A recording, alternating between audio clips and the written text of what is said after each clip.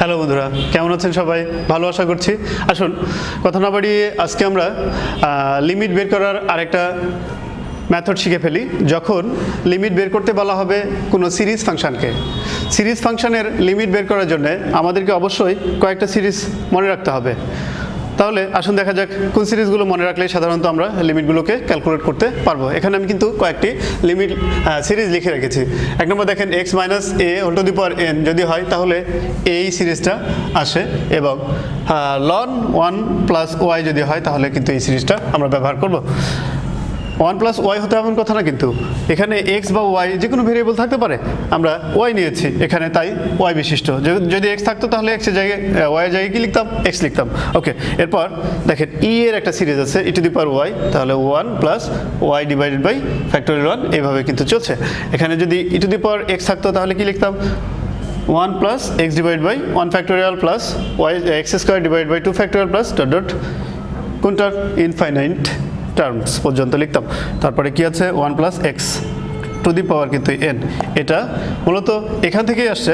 তারপরেও আমরা এখানে এটাকে নতুনভাবে আমরা আবারও একটা উপস্থাপন করেছি আর কি। এটা আমরা ব্যবহার করব আমাদের ম্যাথসে যখন প্রয়োজন পড়বে। তাই আচ্ছা, দেখা যাক তাহলে আমরা একটা ম্যাথস নিয়ে সিরিজগুলোর অ্যাপ্লিকেশন দেখানোর একটু চেষ্টা করছি। দেখেন আমি ছোট্ট একটা ম্যাথস নিচ্ছি। দেখেন আমাদেরকে বলা হলো যে ইভালুয়েট লিমিট বের করতে বলা হলো x tends to 0 e to the power x minus 1 divided by এই x, এই ফ্যাক্টরটার লিমিট কিন্তু আমাদেরকে বের করতে বলা হলো। তাহলে আমরা কেমন করে বের করব? প্রথমে দেখেন খুবই সিম্পলি এটাকে আমরা লিমিট বের করতে পারবো যদি আমাদের এই সিরিজগুলো মাথায় থাকে। দেখেন তো কোন সিরিজটাকে এখানে ব্যবহার করব? এই সিরিজটাকে ব্যবহার করব। যদিও আমাদের সিরিজে কি লিখেছি আমি? y, এখানে আছে x, সো হোয়াট, আমরা কিন্তু x বিশিষ্ট টার্মগুলোকে বসিয়ে দেবো। তাহলে e to the power x এর জায়গায় কি লিখতে পারছি? 1 plus x divided by 1 factorial plus x square divided by 2 factorial plus dot dot infinite term পর্যন্ত আমরা লিখছি। ওকে, এরপর -1, এই -1টা, আর নিচে কি আছে? নিচে কিন্তু আমাদের একটা x আছে, তাহলে আমরা এটা লিখতে পারছি।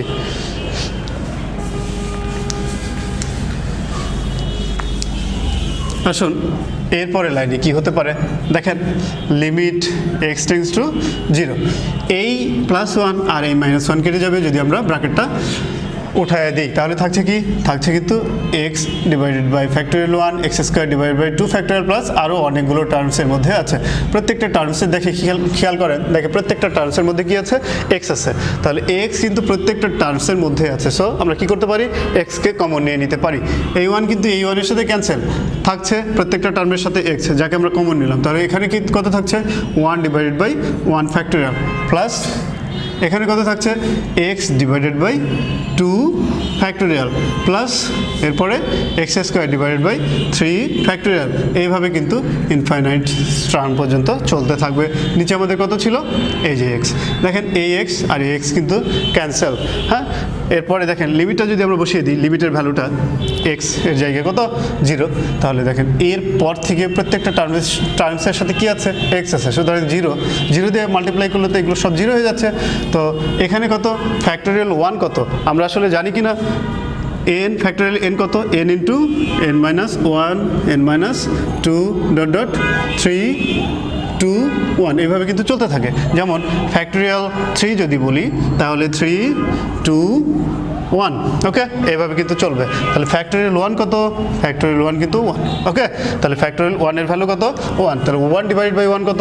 1, থাকছে কত? আসলে সবগুলো মান বসিয়ে দিলে 1 প্লাস 0 প্লাস 0 প্লাস এভাবে কিন্তু চলছে। তাহলে ফাইনালি কত? 1, এটা হচ্ছে আমাদের এটার মান। আমরা কিন্তু পরবর্তী সময়ে এই জিনিসটাকে ফর্মুলা হিসেবে ব্যবহার করতে পারি বা ব্যবহার করব। দেখা যাক আর একটা ম্যাথস আমরা দেখে নিই, হ্যাঁ, যা আমরা সিরিজের মাধ্যমে সলভ করতে পারি, যে সিরিজগুলো আমরা একটু আগে শিখেছি।